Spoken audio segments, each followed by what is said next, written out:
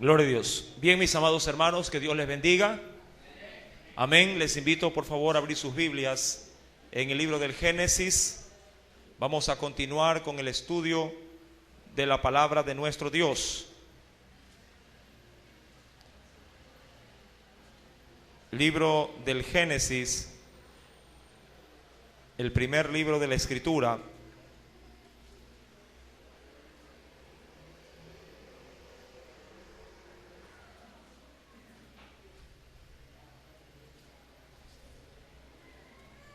Amén. Si está un poquito oscuro, con las luces nos podrían ayudar en la parte central, se los agradecería. Génesis, vamos por favor a abrir nuestras Biblias.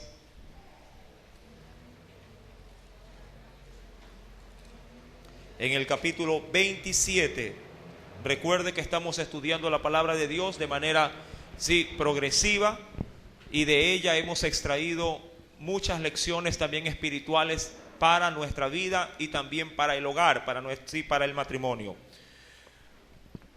Vayamos al capítulo 27. Ya en la parte final, verso 41, y de ahí en adelante vamos a hacer una lectura antifonal. Génesis 27, verso 41 en adelante. ¿Lo tiene?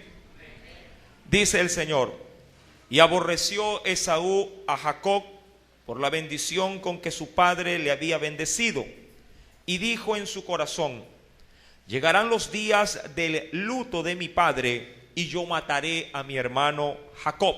Verso 42, léalo. Las palabras de Esaú, su hijo mayor, y ella vivió y llamó a Jacob su hijo menor y le dijo: he aquí, Esaú tu hermano se consuela acerca de ti con la idea de matarte. Verso 43. Ahora pues, hijo mío, obedece a mi voz. Levántate y huye a casa de Labán, mi hermano, en Harán. Verso 44. Y mora con él algunos días hasta que el enojo de tu hermano se mitigue, hasta que se aplaque la ira de tu hermano contra ti y olvide lo que le has hecho. Yo enviaré entonces y te traeré de allá. ¿Por qué seré privada de vosotros ambos en un día? Y dijo Rebeca a Isaac: fastidio tengo de mi vida a causa de las hijas de Ed. Si Jacob toma mujer de las hijas de Ed, como estas de las hijas de esta tierra, ¿para qué quiero la vida? Entonces Isaac llamó a Jacob y lo bendijo, y le mandó diciendo: no tomes mujer de las hijas de Canaán.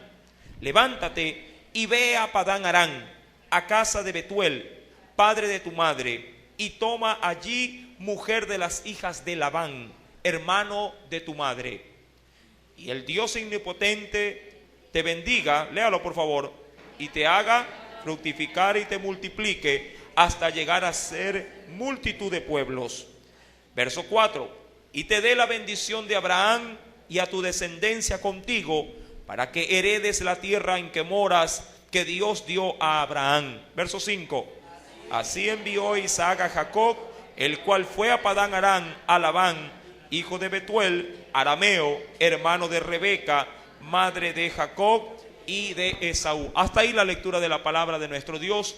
Vamos a inclinar nuestro rostro y vamos a orar. Vamos a poner esta meditación de la palabra en las manos de nuestro Dios. Padre celestial, en esta preciosa mañana te damos gracias porque nos permites nuevamente congregarnos. Señor amado, sea propicio tu Santo Espíritu para poder también entender esta palabra y extraer de ella las grandes lecciones espirituales que tú tienes para nosotros. Te pedimos, mi Dios, que sea tu Santo Espíritu ministrándonos, libertándonos, mi Dios, y que sea, oh Dios amado, en esta mañana glorioso el mover de tu Santo Espíritu en nuestras vidas. Te lo pedimos, mi Dios, en el nombre de Jesucristo, y te damos gracias, Padre, Hijo y Espíritu Santo de Dios. Amén y amén. Gloria sea al Señor. Bien, Les recuerdo que si hay preguntas en medio de la enseñanza, tiene toda la libertad de hacerla. Solamente levanta su mano para yo hacerle llegar el micrófono respectivo. Amén. Ahora, para aquellos que nos visitan por primera vez, veo bastantes caras nuevas. Simplemente a manera de resumen, solamente apáguenme por favor esta luz de aquí, solamente esta, para que se pueda ver de un poquito mejor la diapositiva. Gracias. Ahora, lo que se ha leído corresponde de una manera resumida a un evento en el cual, en este caso, Isaac, que era hijo de Abraham, en este caso la figura que se ve aquí, postrado, sentada, este varón había recibido de parte de su padre Abraham la bendición de la primogenitura. Ahora Isaac había ya envejecido y como consecuencia de su envejecimiento se preocupa por dejarle la bendición también a su primogénito. Este hombre Isaac tenía 2 hijos, recordemos, Esaú y Jacob. Pero Jacob había engañado en reiteradas oportunidades a su hermano. Y en uno de esos engaños le hizo jurar a su hermano Esaú que le venda la primogenitura, porque ¿qué era la primogenitura? El nacer primero. El nacer primero le hacía de alguna manera heredar o recibir bendiciones adicionales, entre ellos doble herencia. Todo esto se recibía para el muchacho que había nacido por primera vez en medio de un matrimonio, el que abría la matriz. Ahora, Jacob, como nació segundo, y de alguna manera escuchó de su madre que el segundo o el menor se pondría por encima del mayor, este muchacho toda su juventud, toda su niñez inclusive, quiso tratar de robarle la bendición a su hermano y no veía la oportunidad para poder hacerlo. Un día su hermano mayor llegó cansado, recordemos esto, le pidió que le regalara comida a Jacob, y Jacob de manera astuta le dijo: perfecto, yo te doy la comida, pero si me vendes la primogenitura. Y Esaú, de una manera muy ligera, menospreció esa primogenitura y le dijo: perfecto, te juro por Jehová que te la vendo, pero dame de comer. Y Jacob no esperó 2 veces, tomó, aun cuando era algo intangible, tomó la palabra de su hermano y aceptó para sí la primogenitura.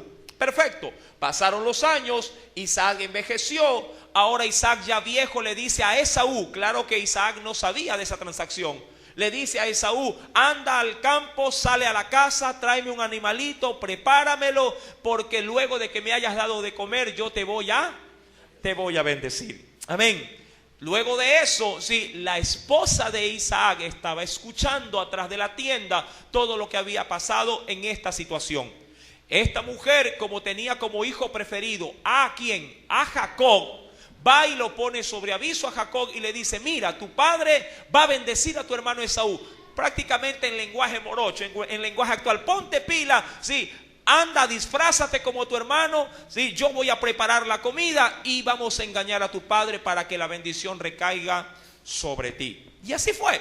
Esaú se fue, retornó, ya Jacob había recibido la bendición, y cuando Esaú se entera, oh sorpresa, ya todo estaba hecho. La bendición la había perdido. Ahora bien, de acuerdo a lo que leímos en el pasaje de Génesis 27, Esaú por su parte le dice a su padre que lo vuelva a bendecir, pero ya no como la primera vez, o por lo menos ya no con la bendición de la primogenitura. Y el padre lo bendice, pero de una manera muy empobrecida. Esto llegó prácticamente al colapso de Esaú, el cual, dice la escritura, pensó que para poder remediar el asunto esperaba que su padre muriera. ¿Para qué? Para matar a su hermano Jacob. Y eso fue lo que leímos en Génesis 27 y también Génesis 28, donde Esaú dice para sí: cuando lleguen los días de luto de mi padre, yo voy a matar a mi hermano. Esto se difundió en medio de esa localidad.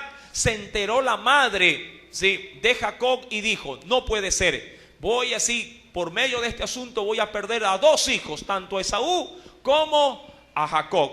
Y le propone a su marido, a Isaac, esta mujer Rebeca le dice a su marido Isaac: mira, sí, yo tengo fastidio de lo que está pasando con Esaú, porque él se había casado con 2 mujeres extranjeras, tenía 2 mujeres, y para rematar, las 2 no eran de la parentela de ellos, sino que eran de una nación extranjera.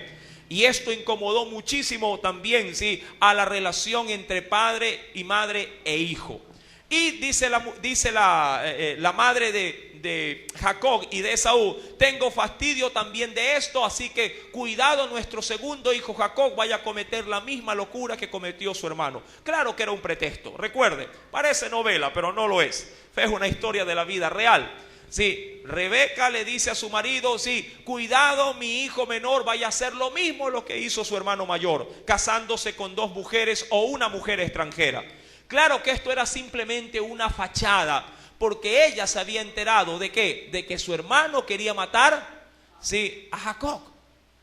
Y ella astutamente le dice a Isaac: dile mejor a nuestro hijo que se vaya donde mi hermano que vive en Padán Aram y que de allá tome mujeres. ¿Pero para qué lo hizo? Para tratar de salvaguardar la relación entre hermanos, para que no se maten. Hasta ahí la historia bíblica de la cual hemos leído.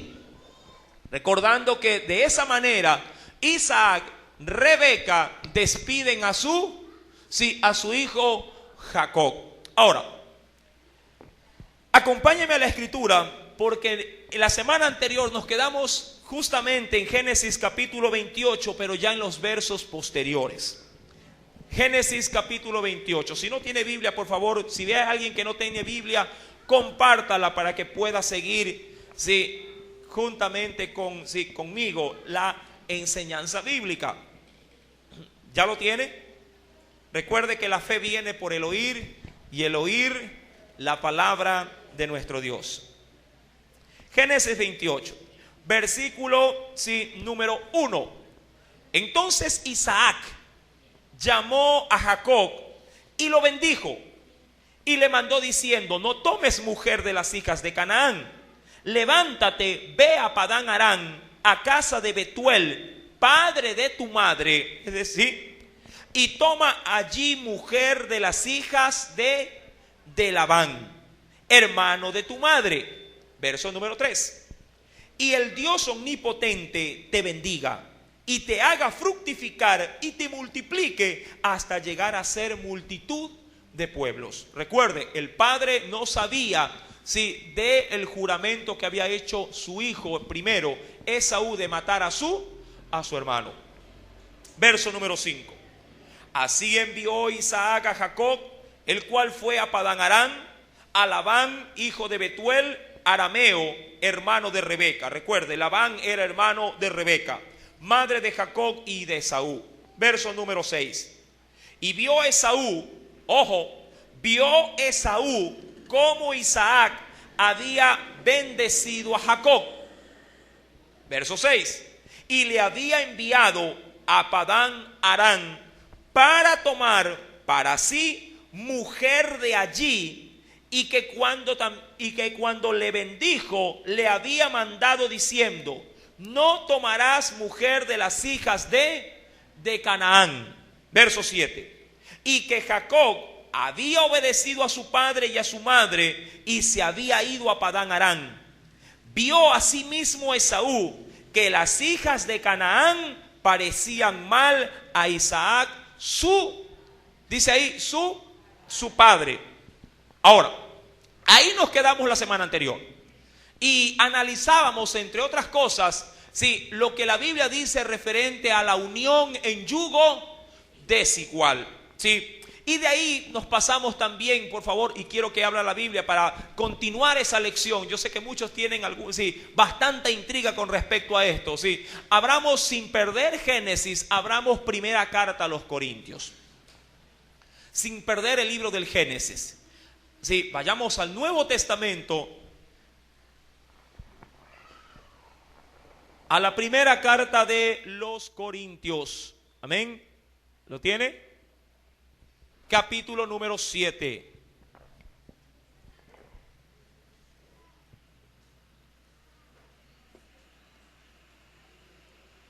¿Ya lo encontró? Primera carta a los Corintios, capítulo número 7. Téngalo ahí, por favor, y continuemos en Génesis. No lo pierda, porque vamos a trabajar con ese libro. Retornemos a Génesis capítulo 28. Verso número, recuerde esto, verso número 8. Vio Esaú, dice ahí, que las hijas de Canaán parecían mal a Isaac, dice ahí, su padre. ¿Por qué, mi querido hermano? Esto usted ya se enteró la semana anterior. Porque cuando él tomó estas mujeres, ¿qué fue para tanto como para Isaac como para Rebeca, madre de Esaú? ¿Qué fueron para ellas esta situación? Fue amargura de espíritu. Así por lo menos lo narra la escritura en versos anteriores. Sí, cuando este hombre, Esaú, tomó mujeres extranjeras o de Canaán, fueron amargura de espíritu tanto para Isaac, el padre de Esaú, como para la madre que era Rebeca. Esta situación, si bien es cierto, causó esa amargura, también era bien cierto que se agravaba la situación familiar a consecuencia ahora del deseo de matar a un hermano. Recuerde esto, ese es el principio esencial de la partida de Jacob. Ahora bien, dice la escritura en el verso número 9, y se fue Esaú, ¿a dónde? Se fue Esaú, dice ahí, a Ismael. ¿Quién era Ismael para Esaú? Era su tío, sí, el cual también era el primer hijo de ¿quién? Mire que estamos repasando, el primer hijo de Abraham. Sí, claro que ese hijo no nació, sí, dentro del hogar, sino que nació por intermedio de una esclava llamada Agar. Amén, porque el hijo del matrimonio fue ¿quién? Isaac. Amén. Ahora, ¿qué fue lo que pensó en ese sentido Esaú? Esaú dijo, bueno, como mis padres están de alguna manera inconformes porque yo he tomado mujeres extranjeras para mí, entonces, sin que ellos me digan nada, voy a hacer algo similar. En vez de irme a la casa de mi otro tío Labán, me voy a ir a casa de ¿quién? De mi otro tío de parte de padre, donde Ismael. Eso fue lo que dijo Esaú para sí. En vez de irme donde mi tío de parte de madre, Labán, me voy a ir donde mi tío de parte de padre, Ismael. Y yo voy a hacer lo mismo, sí, que está haciendo ¿quién? Jacob. ¿Por qué? Porque de alguna manera también se llegó a enterar de que sus padres estaban inconformes, sí, de que su relación con dos mujeres de Canaán no era cosa agradable para ellos. Ahora, ¿por qué tanto énfasis, mi amado hermano, en poder unirse con alguien que sea o que comparta, por así de llamarlo, nuestra creencia de fe? Porque ahí es donde radica el asunto. La Biblia dice, mi querido hermano, que las mujeres extranjeras, en este caso, sin estimar o sin desestimar a la mujer, pero una mujer que no comparte la fe, o la creencia, que usted cree, puede ser un grave conflicto dentro de un matrimonio. Vamos a ver un ejemplo y luego nos vamos también, recuerde, no pierda Corintios porque ya nos vamos a adentrar en él. Vámonos primeramente a un ejemplo bíblico. Vayamos, a la carta de los Reyes.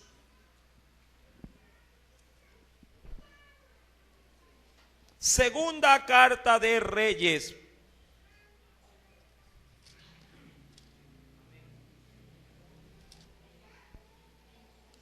Perdón, primera de Reyes, perdón. Primera carta de Reyes. Primera carta de Reyes. El hombre más entendido de esta tierra, fracasó a la hora, de poder llevar una relación de armonía en el matrimonio. ¿Quién era el hombre más entendido de la Escritura? De acuerdo a lo que las narraciones bíblicas, bueno, aparte de Cristo, obviamente que sí. Pero el hombre ya terrenalmente hablando, ¿quién adquirió sabiduría? El rey Salomón. Amén. Capítulo 11. Primera de Reyes, capítulo 11. Veamos qué nos dice la Biblia.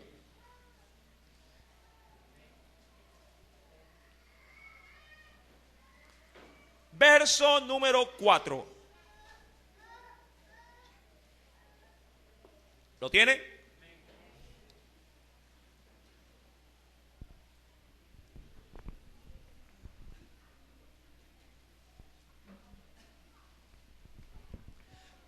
Primera de Reyes 11, verso 4. Léalo conmigo, por favor. Dice ahí: y cuando Salomón era ya viejo, sus mujeres, porque tuvo 1000 mujeres, la verdad es esa, sus mujeres inclinaron, óigalo bien, inclinaron, es decir, que lo hicieron, sí, de alguna manera resquebrajar, lo hicieron torcer. ¿En su qué? En su fe. Mire lo que dice: inclinaron su corazón tras dioses ajenos, y su corazón no era perfecto con Jehová su Dios, como el corazón de su padre David. ¿Qué lo condujo a eso? Sí, las mujeres, sí, que llegó a tener, que obviamente no eran, sí, de la tierra, sí, de él, sino que eran mujeres extranjeras. ¿Qué hacían las mujeres extranjeras? Versículo del mismo capítulo 11, versículo número 6.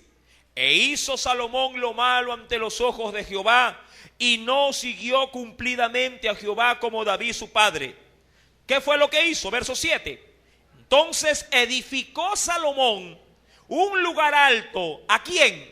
A un dios. Este dios era pagano, era de los filisteos, a Quemos, ídolo abominable, de Moab, en el monte que está enfrente de Jerusalén. Y también, ¿a qué otro dios? A Moloc, ídolo abominable de los hijos de Amón. Es decir, que adoptó no solamente a Jehová como Dios, sino también ¿a quién? ¿A quién? ¿Qué dice la Biblia? A Quemos y a Moloc. Y que paradójicamente tanto los moabitas como los amonitas igual eran descendientes del pueblo de Israel, sino que estos nacieron de los lomos ¿de quién? ¿De quién? Esto ya lo vimos en el Génesis. ¿De quiénes eran hijos? ¿No? ¿De quién? Los hijos de Lot. De los hijos de Lot, los que tuvo con sus 2 hijas, recuerdo, bueno, no quiero entrar en esa materia, ya la estudiamos.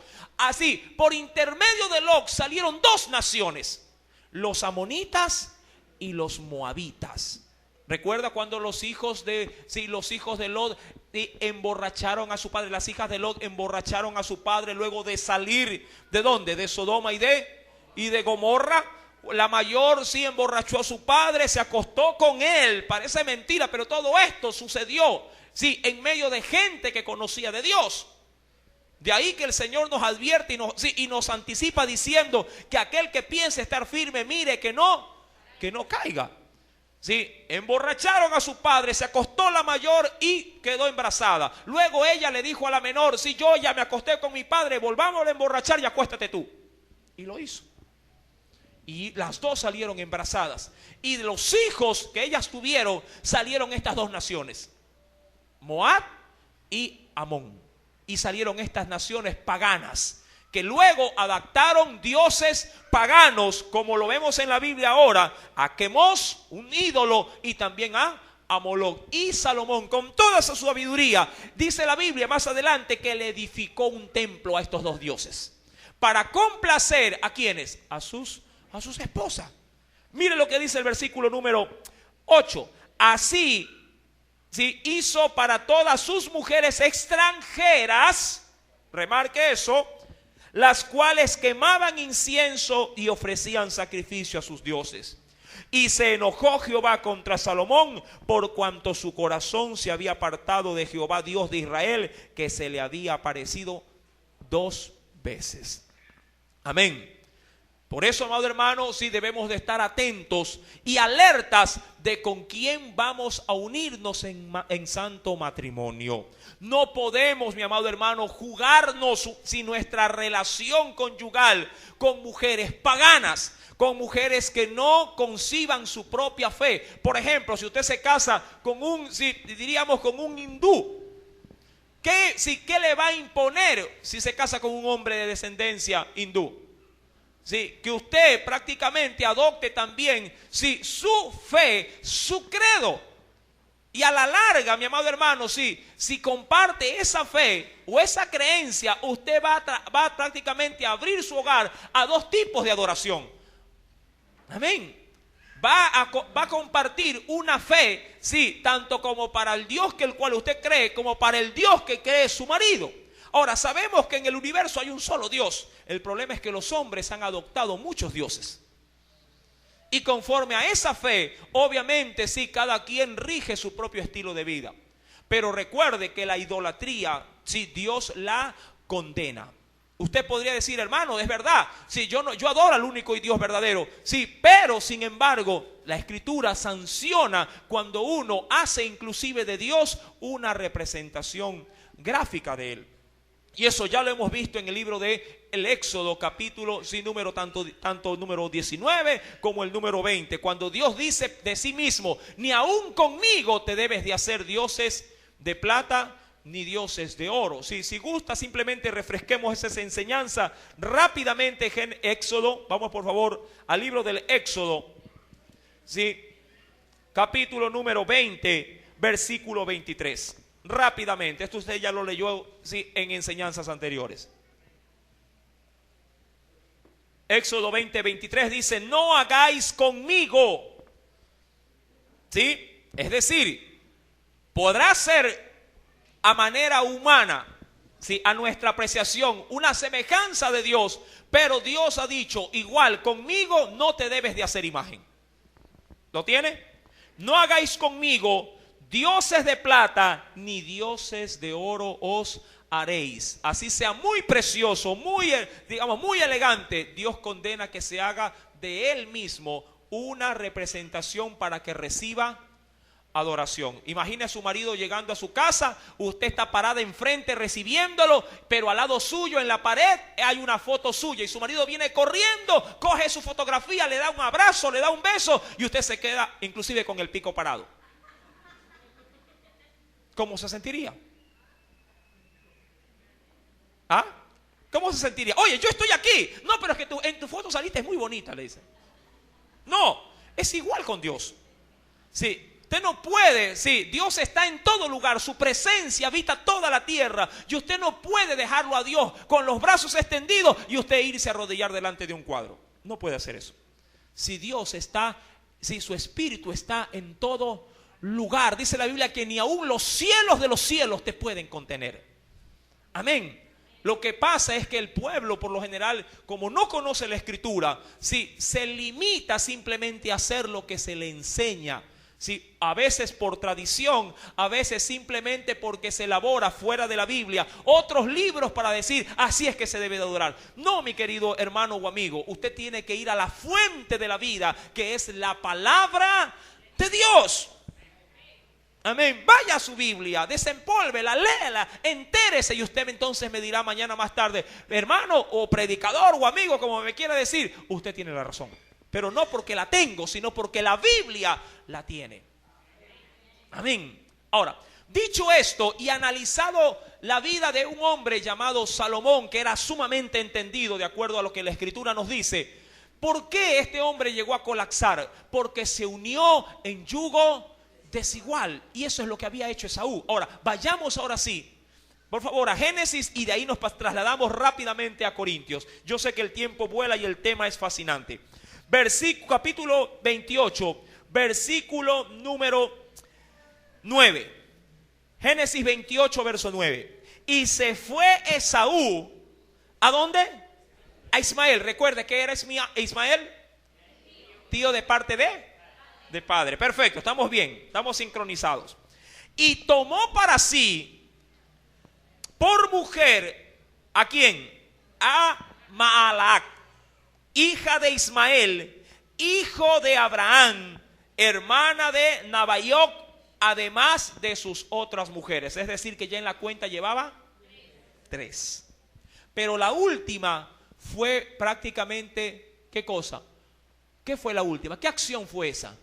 Fue una acción mucho más de arrebato, mucho más de envidia. ¿Para qué? Para tratar de agradar a su padre, para de alguna manera, sí, ponerse casi, como diríamos, en sincronía o a la par con lo que iba a ser su hermano. En la Biblia, me recuerdo, hay una acción similar, pero no con las mujeres, sino con una ofrenda voluntaria que hubo. En una ocasión, cuando la iglesia recién crecía, en el libro de Hechos está esta historia, no me la estoy inventando. cuando la iglesia recién crecía, recién estaba en apogeo, el Espíritu Santo ya había caído sobre más de 120 personas. Sí, la iglesia, dice la Biblia, que tenían todas las cosas en común, ¿verdad? Todas las cosas en común. Eso está en el libro de Hechos de los Apóstoles, ¿sí? Y la Escritura menciona que un hombre perteneciente a la tribu de Leví vendió una heredad que tenía y la trajo a los pies de los apóstoles. Y era de la tribu de Leví, es decir, y usted sabe por la Escritura que los levitas o los pertenecientes a la tribu de Leví, ellos más bien no tenían la necesidad de dar, sino más bien de recibir por parte del pueblo, porque servían al sacerdocio. Pero este hombre le nació en su corazón venderlo de pronto la única posesión que tenía y decir: aquí está delante de los apóstoles, tome, administrenla ustedes, porque sé que la iglesia en ese sentido se conducía de una manera muy honrada y muy pertinente, porque ayudaba a los más necesitados. Pero luego de que este hombre hizo esto, dice la Biblia que ese evento fue muy notorio delante de la congregación, y se levantó un matrimonio queriendo hacer lo mismo, pero con otras intenciones. Algo muy parecido a lo que hizo Esaú. Sí. Por su parte, Jacob, recuerde, fue enviado para casarse con una mujer bien instruida, obviamente, por padre y madre.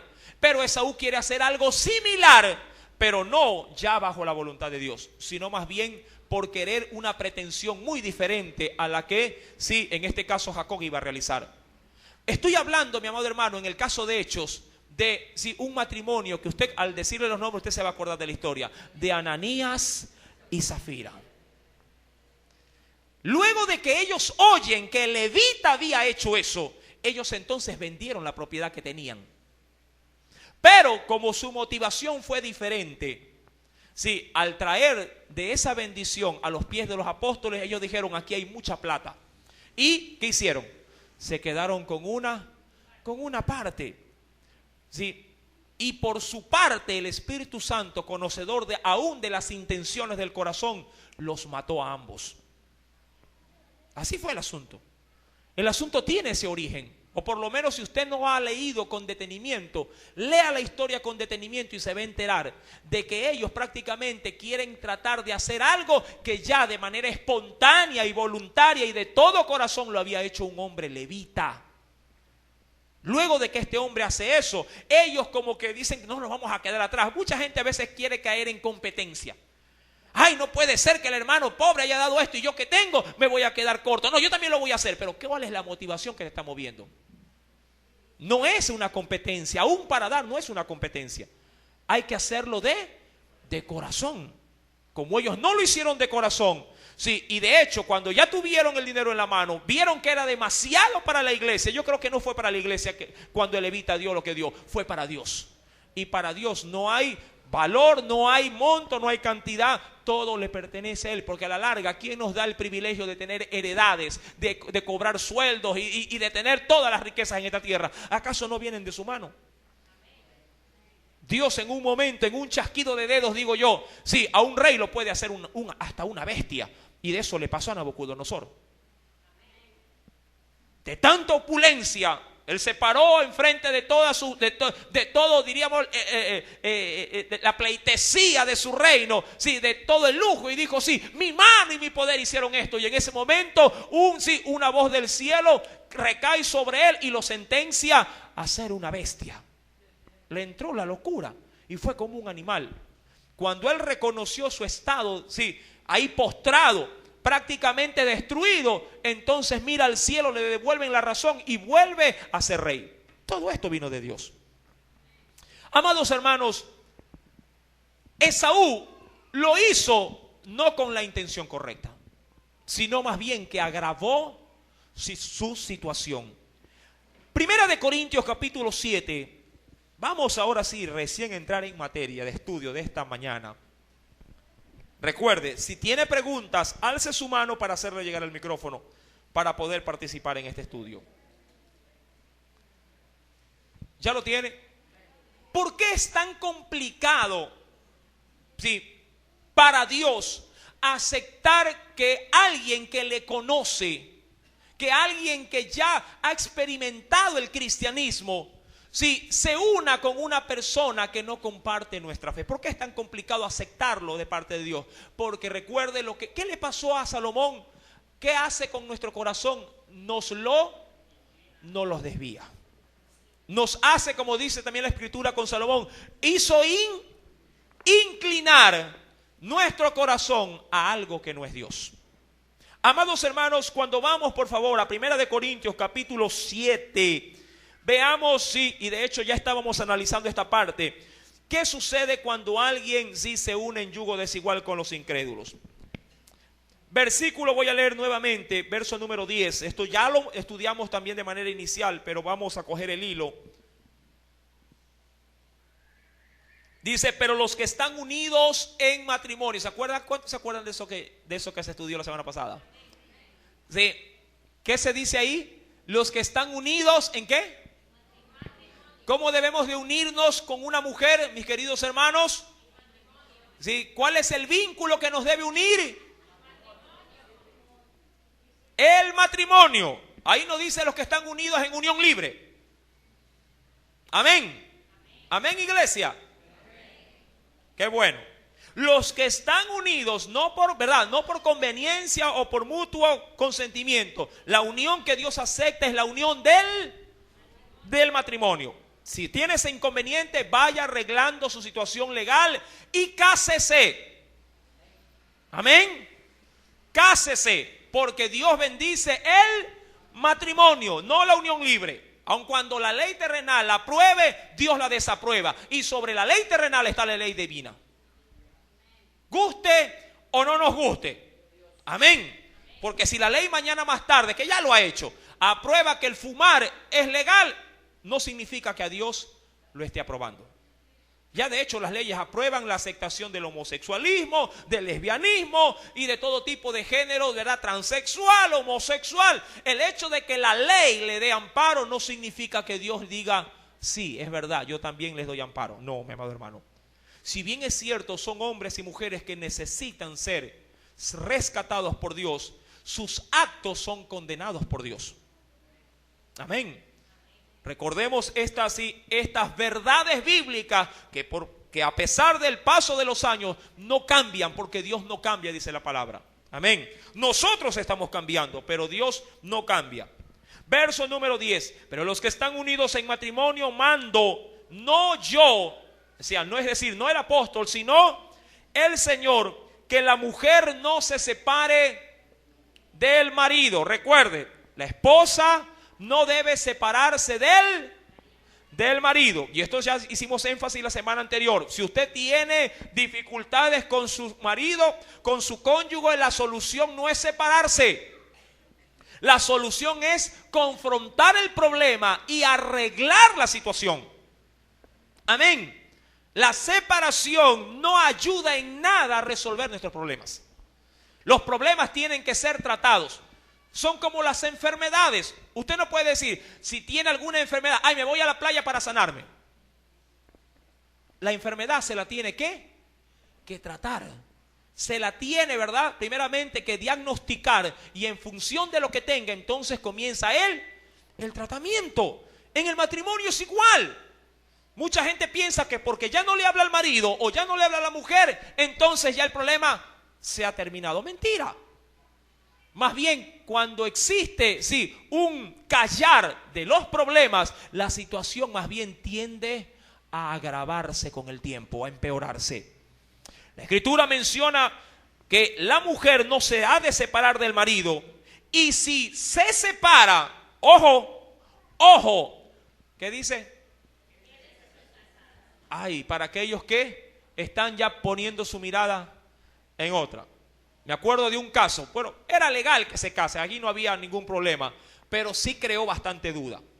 Un varón perdió a su mujer por una enfermedad. El cáncer tomó a su mujer y murió. El varón era un cristiano.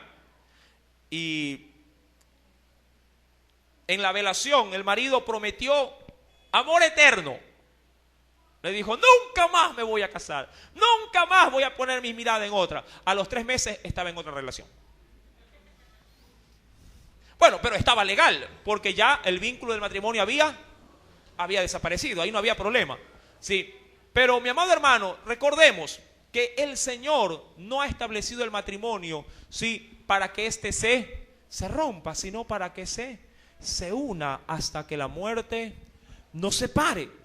Yo sé que aún por la Escritura existen causales por los que se pueda ver una separación. Jesús dio la primera pauta en el Nuevo Testamento para que ese vínculo se rompa. Y ese vínculo, mi amado hermano, sí, que es tan perfecto que Dios lo estableció, puede llegar a romperse por dos situaciones, de manera esenciales. Sí, existen otras cosas que hay que analizar caso a caso. Yo siempre en el tema matrimonial tengo que dejar esto bien claro. Cada caso hay que analizarlo bajo la esfera del problema de ese matrimonio. El hecho de que existan cosas similares en un hogar y en otro no significa que sean iguales.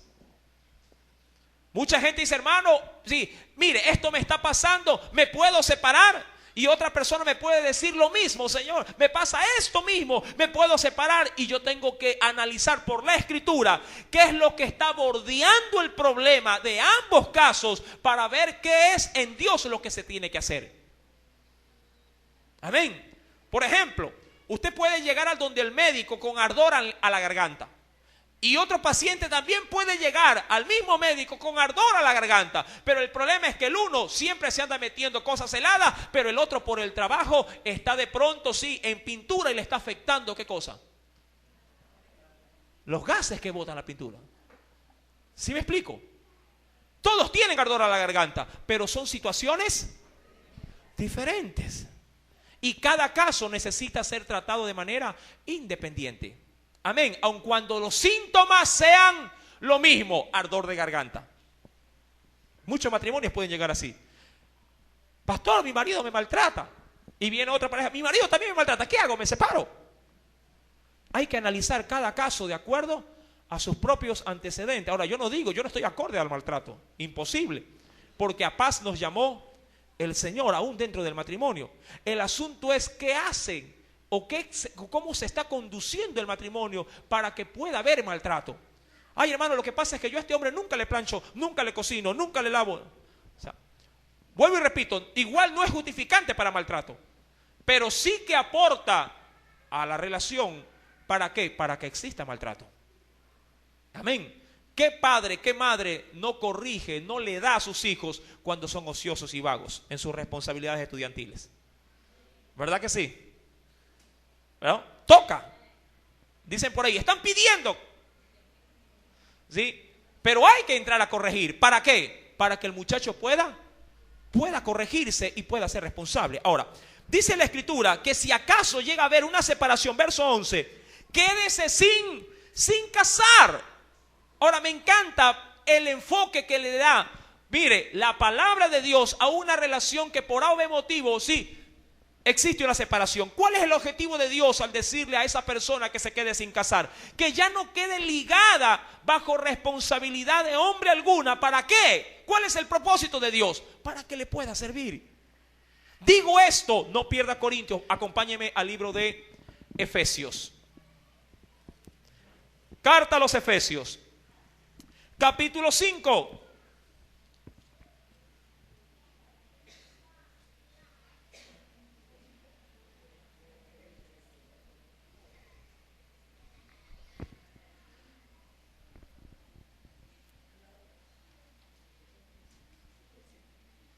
Efesios capítulo número 5.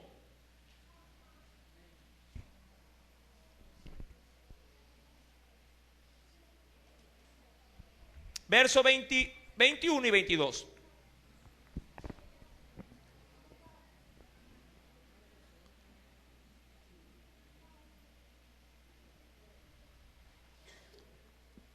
Y luego regresamos a Corintios. Las casadas, ¿qué dice? 21, perdón. Sométanse unos a otros. Eso hablando de la relación de marido y mujer. Someteos unos a otros en el temor de Dios. Las casadas están sujetas a sus propios maridos como al al Señor. Y cuando se pierde ese vínculo, ¿qué sucede? Primera de Corintios capítulo 7, versículo número 27. ¿Qué te dice el Señor? Estás ligado, ¿a quién? A mujer, eso es por el casamiento. No procures, óyelo bien, ¿qué te dice? ¿Qué le dice al marido? No procures zafarte de ella.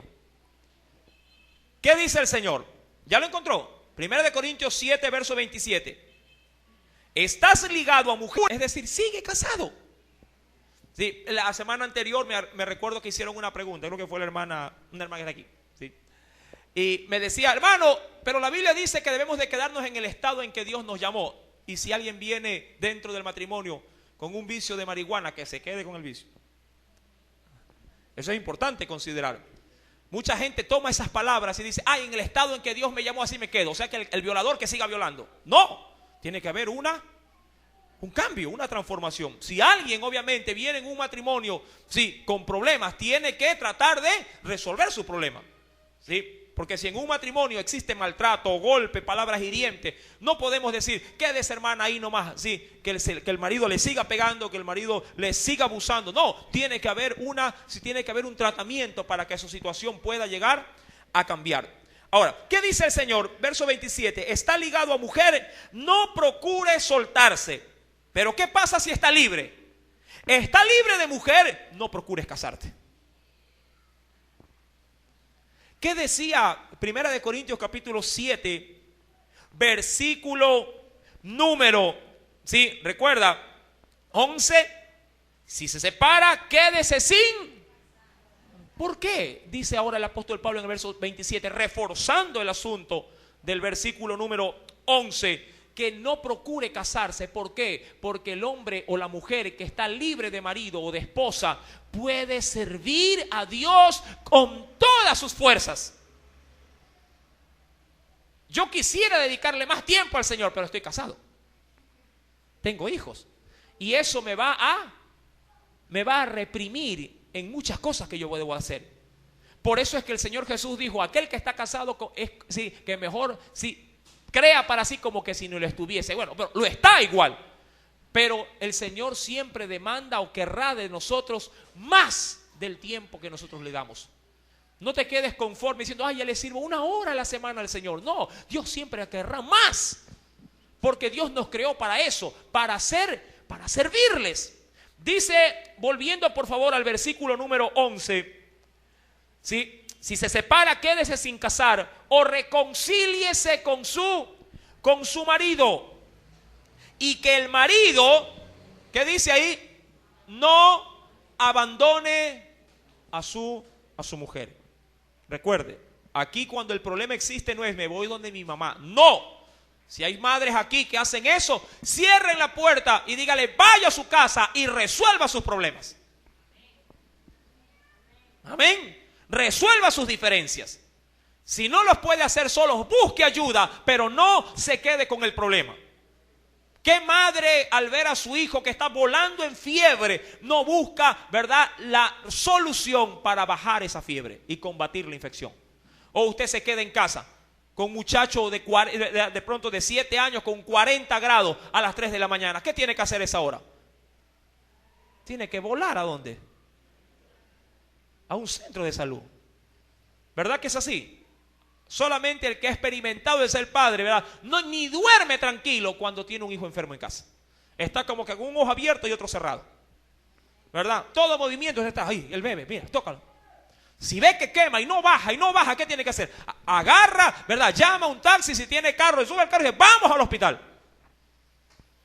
Solamente un padre irresponsable dormiría a pierna suelta y la madre es la que se saque el aire en la madrugada. ¿Verdad? ¿Cuántos padres cuidan también a sus hijos? Hay poquitos padres. Bueno, verso número 12. Y a los demás, es decir, a los que por alguna razón no están unidos en yugo los que están unidos en yugo desigual. ¿Por qué sucede esto, mi amado hermano? Porque cuando venimos a Cristo, penosamente ya venimos con hogares disfuncionales. ya venimos penosamente, sí, con hogares que no han sido consolidados por la fe cristiana. Ahora, yo sé que en nuestro entorno, hablando ya de la población ecuatoriana, sí, en nuestro entorno todos creemos en Dios, pero no todos buscamos a Dios de la misma manera. ¿Sí? Usted le pregunta al de la esquina que tiene 5 jabas de cerveza, le dice, ¿usted es católico o usted cree en Dios? Y él le dice, sí. E inclusive dentro de las iglesias cristianas evangélicas, usted ve de pronto si un hermano que viene con la Biblia y dice, ¿usted cree en Dios? Claro que sí. El asunto es qué clase de calidad de vida cristiana están viviendo. Tanto más lo puede encontrar en una persona creyente, sí, digo creyente solamente aquí, en la mente, como en una persona no creyente. En hogares, de hecho, que supuestamente rige Cristo, sí hay problemas exorbitantes, sí, en los temas ya conyugales, que no logran todavía superar sus crisis. Y Dios quiere ponerle un freno a todo eso.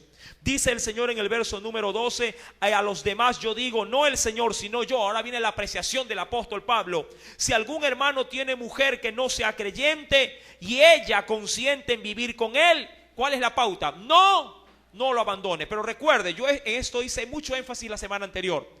Para que esto pueda llevarse a cabo, el creyente o la mujer creyente o el hombre creyente tiene que decirle a su pareja, mira, he tomado la decisión de seguir y de servir a nuestro Señor Jesucristo. Y mi vida de aquí en adelante va a cambiar. ¿Cuándo a veces esto no se da dentro de los hogares? Cuando el hombre acepta a Cristo pero sigue teniendo su mismo estilo de vida como que si no lo conociese. Es decir, que el creyente, sí, tiene a Cristo pero sigue tomando, tiene a Cristo pero sigue fumando, tiene a Cristo y sigue, amado hermano, con su misma boca soez, sus palabras soeces, tiene a Cristo pero sigue viendo pornografía, tiene a Cristo pero todavía le sigue maltratando, sigue robando, sigue hurtando. Es decir, tiene a Cristo en la mente pero no le gobierna su corazón. Cuando eso sucede, obviamente no es que están en yugo desigual, están en el mismo yugo. Cuando la Biblia dice que si alguien está unido ya aquí en yugo desigual, el cristiano o la cristiana tiene que decirle a su pareja, mira, yo hoy acepté a Jesús como mi Salvador y hoy sí, mi vida va a comenzar a cambiar. ¿Aceptas seguir viviendo con los cambios que el Espíritu Santo va a hacer en mi vida? Y el marido o la mujer le dirá, acepto esos cambios. O simplemente, ¿sabes qué? A mí me gustabas porque eras bailarina, a mí me gustabas porque hacíamos el amor de pronto, sí, de una manera atroz. ¿Cuántos saben que esto pasa a veces en los matrimonios? ¿Qué silencio? No estoy hablando nada fuera de lo común. Por eso es la clase de adultos. Aquí hay que llamar las cosas como son. No puede haber depravaciones sexuales en nuestro hogar, en nuestra intimidad. Si somos hijos de Dios, todo debe de manejarse en santidad y honor. Amén. Gloria a Dios. ¿O cambiamos de tema? Por eso es que Isaac le dijo, sí, a su hijo, no te unas con una mujer de la tierra de Canaán. Oiga, cuando uno va a los libros de los profetas, Dios es terrible con su pueblo. Cuando habla a la hora de unirse en yugo desigual, Dios le dijo a su pueblo, ustedes se van con los egipcios, los que tienen sus miembros viriles bien grandes para satisfacerse. Eso fue lo que les dice. ¿Cuántos han leído estos libros? La Biblia es rica en temas conyugales. ¿Por qué? Porque el hombre, la naturaleza pecaminosa del hombre siempre estará inclinada al mal, aun cuando vengamos a la iglesia. ¿O es que acaso usted no padece en su mente cuando el enemigo trata de aguijonearlo y usted está en una lucha permanente? Aún, mi amado hermano, hasta dentro de la intimidad conyugal. Hasta ahí hay que batallar. Por eso es que, amado hermano, Jesús, siendo Jesús, si es un caballero a la hora hasta para llamarnos para la salvación. Dice, Él está a la puerta ahí y llama. El enemigo se te mete en medio de la sábana, se te mete en el baño. Sí, ¿por qué? Porque puede entrar en un baño escondido, en un rincón de la casa, incitándote a la masturbación. Él no respeta tu intimidad. Cristo sí. Pero Cristo te respeta, pero también quiere que lo honres en la intimidad. Él podría obligarte a hacer las cosas, pero Dios quiere que tú de manera voluntaria le honres aún hasta el estar en la relación sexual con tu marido o con tu mujer. ¿Cuántos me están entendiendo? Ahora, la Biblia dice en el versículo número 13, y si una mujer tiene un marido que no sea creyente, ¿cuántas mujeres aquí en la iglesia tienen maridos que no son creyentes? O por lo menos que no comparten la fe como tú la quieres llevar. Dice ahí, y él consiente en vivir contigo, no lo abandones. Porque el marido incrédulo, ¿qué dice ahí, mi amado hermano? Ahora, recuerda que de esto, de hecho, hasta aquí llegamos la semana anterior. Recién vamos a empezar el tema actual. ¿Cómo es posible que alguien inconverso pueda santificarse en una mujer creyente? O viceversa, en un hombre creyente. Amados hermanos, primeramente la santificación, si cogemos el término santo, sí, santo es sinónimo de apartado. Apartado. Sí, eso significa santo, estar apartado. Yo puedo tener este vaso santificado solo para mí, por ejemplo, en mi casa.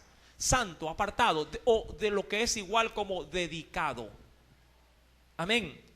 Eso significa santo, apartar una cosa para el servicio de algo o de alguien. Y el Señor nos ha dicho en su palabra que el marido, óigalo bien, dice aquí, porque el marido incrédulo es santificado en la mujer, no para Dios. No dice que es santo para Dios, porque el marido incrédulo sigue siendo un incrédulo. Si muere incrédulo, ¿a dónde va? No hay destinos intermedios. No hay lugares intermedios. No hay purgatorio. Eso no existe en la Biblia. Léala. Si lo encuentran, aunque sea el término purgatorio, sí, yo me convierto a su fe. No existe. No hay. Sí, más allá de las creencias y de los catecismos o de los libros o las fábulas que nos hayan contado, el purgatorio no existe. Yo fui católico 20 años y nunca lo encontré. ¿Sí? Ahora, dice la Escritura, mi querido hermano, que el marido es santificado en la mujer. ¿Por qué? Porque es ella, de alguna manera, la que usa a su marido. ¿Para qué? Para que la bendición de Dios pueda recaer sobre él, pero ¿a través de quién? ¿A través de quién? De ella. Recuerda que una cosa es ser santificado para Dios y otra cosa es que algo esté consagrado para ti. Yo de hecho les puedo decir, mis hijos son santos, pero a mi manera de ver. Los trato de consagrar para Dios, pero ellos tendrán que ser santos directamente también para Dios. Porque mientras estén en mi casa, sí, trato de darles ¿qué cosa? Primeramente, sí, lineamientos de buen vivir. Educación, ¿sí? Trato de inculcarles respeto, trato de inculcarles, sí, todos los valores que a mí también en su debido momento, sí, me los han inculcado. Y mientras estén en mi casa, ellos tendrán que escuchar lo que yo escucho, tendrán que ver lo que yo veo, tendrán que caminar donde yo camino, sin importar la edad que tengan. Por eso es que a veces, como lo dije el día de ayer en un hogar que estuve visitando, a veces como me alan los pelos que no tengo. Cuando una madre, un padre, sí, me dice a mí, digo, ¿y su hijo? Y él me dice, es que no quiere venir. ¿Y tiene cuántos años el bebé? 7 años. ¿Cuántos años tiene? 10 años, 12 años. Digo, ¿y con quién vive el niño? ¿Vive fuera de su casa? No, vive conmigo. Digo, ¿y entonces? Es que no quiere venir. Se quedó viendo Doraemon. Amados hermanos, sí, es tu labor y tu responsabilidad, sí, mientras estén en tu casa, santificarlos para Dios, pero por intermedio tuyo. Por intermedio tuyo. Ahora, yo no estoy satanizando los programas, cuidado, solamente voy a las acciones, de nuestros hijos que a veces prevalecen sobre nuestro rigor, nuestra potestad sobre ellos. La Biblia dice en el versículo número 14, el marido incrédulo es santificado en la mujer y la mujer incrédula, la no creyente, también lo es en el marido. ¿Por qué? Porque tú oras por él. ¿Cuántas oran por su marido y por su mujer? Es su responsabilidad orar, pedir, rogar, llorar, gemir por su pareja. El problema es que los maridos sobre todo los maridos no quieren pagar el precio de la búsqueda para que su relación en Dios pueda florecer de una manera cristiana. Muchas veces en los clamores de oración la gente dice: ore por mi marido, ore por mi mujer, pero a la verdad ellos no derraman ni una lágrima. Tenemos, mi amado hermano, que sí, tenemos que pagar un precio en Dios para que el Señor pueda tener sobre ellos misericordia, pero eso obviamente no es garantía de que tu marido se convierta a Cristo. Yo sé que hay una promesa en Dios: cree en el Señor Jesucristo y serás salvo tú y tu casa. Y esa promesa está ahí para cumplirse, pero no, también como está esa promesa para cumplirse, también está la otra que dice: no te unirás en yugo desigual con los incrédulos. Si yo tengo esa primera promesa, pero yo a mi arrebato, a mi manera de ver, escojo la que más se contornea en el baile, la que usa la minifalda, la que enseña todo, y digo: con esta quiero para casarme, no me vengas a decir más tarde: Señor, mi casa y yo serviremos a Jehová. Porque quieres que se cumpla en tu vida un versículo, pero te has olvidado del otro. ¿Sí me estás entendiendo? Si Dios quiere que honre tu búsqueda, quiere que honre, en ese sentido, las promesas que Él nos ha dado, tienes que honrar todas sus promesas y sus demandas también. La Biblia no solamente son promesas de beneficio, también hay promesas que demandan una condicionante para poder recibir las promesas. Amados hermanos, dice la Escritura en el versículo número 14, porque si eso no fuese así, dice el verso 14, de otra manera, en la parte final, pues de otra manera vuestros hijos serían inmundos. ¿Por qué? Porque saldrían de una relación que a Dios no la ha bendecido. Pero, por el contrario, dice la Biblia, mientras que ahora son, pero recuerda, porque tú debes de encargar, de encaminar a los tuyos, ¿para quién? Para Dios. Pregunto, ¿qué hijo nace salvo? Aún dentro de los hogares cristianos, ¿qué hijo nace salvo? Vamos a suponer que se case un siervo de Dios y una sierva de Dios. Pregunto, ¿es garantía de que los hijos sean siervos de Dios también? No, nacen incrédulos. ¿Sí me estás entendiendo? Nacen inconversos, pero es mi labor y el labor de mi esposa de encaminar a mis hijos que nacen no creyentes, porque nacen con la naturaleza del pecado, porque de lo contrario, entonces, ¿para qué vino Cristo? Es mi responsabilidad inculcar todos los valores cristianos de parte y parte, saturarlos, ser una piedra en el zapato para ellos. ¿Para qué? Para que luego de que mi labor y la labor de mi esposa se cumplen ellos puedan tomar también su decisión para ser salvos. Mis hijos se santifican en mí y en mi esposa, porque el Santo de Israel también me santifica a mí. Recuérdame, amado hermano. Recuerda las palabras del apóstol Pablo: sed imitadores de mí, porque así yo también lo soy. ¿De quién? De Cristo.